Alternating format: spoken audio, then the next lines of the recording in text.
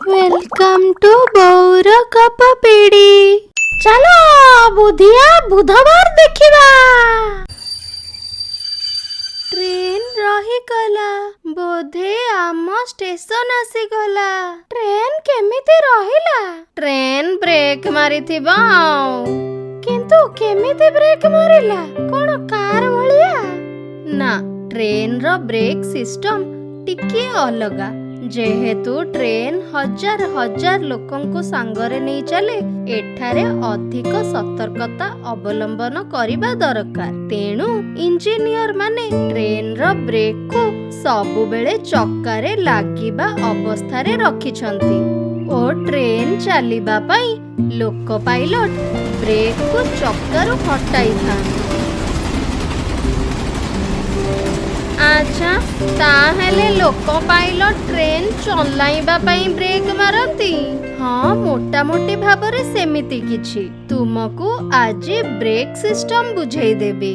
जेमिति आमे जानिथिले train engine रे दुईटी बगी थाए ओ एथिरे 6 जोड़ी चक्का लागि थाए। ए चक्कारे ब्रेक शू लागि थाए ओ एही ब्रेक शू इंजिन रे थिबा कंप्रेसर द्वारा परिचालित हुए।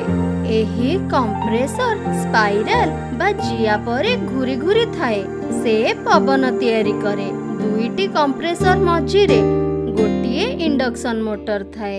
एठारू दुईटी पाइप बगीरे लागि थाए।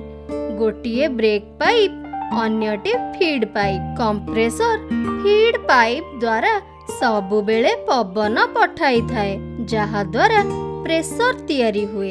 एहा एक सिलिंडर रे लागि थाए। एही सिलिंडर रे 6 केजी पवन कंप्रेस करी रखा जाई थाए। फीड पाइप ओ सिलिंडर मध्य रे एक नॉन रिटर्न भाल्व लगा जाई थाए, जहा द्वारा फीड पाइप रु तो पवन सिलिंडर को आसी परिबो, किंतु सिलिंडर रु फीड पाइप को पवन जाई परिबो नाही। एहा सहित एक डिस्ट्रीब्यूटर भाल्व लागि थाए, जेउठारे ब्रेक पाइप मध्य लागि थाए।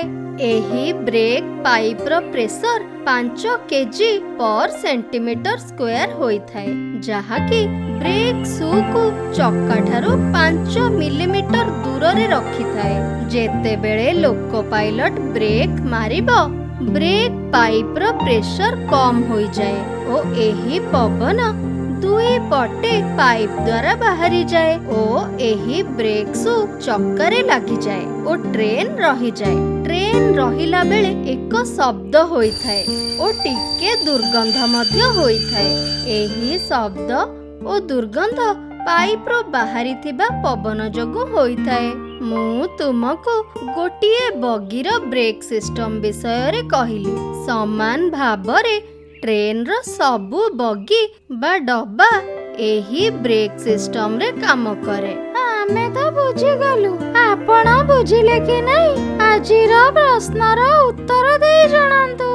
आजिर प्रश्न, ट्रेन चलिला बेले चक्का ओ ब्रेक शू मध्य रे केते दूरता थाए? बुधिया बुधवार 6 स्तरी रो विनर माने हेले विजय, सोनाली ओ पीतबास।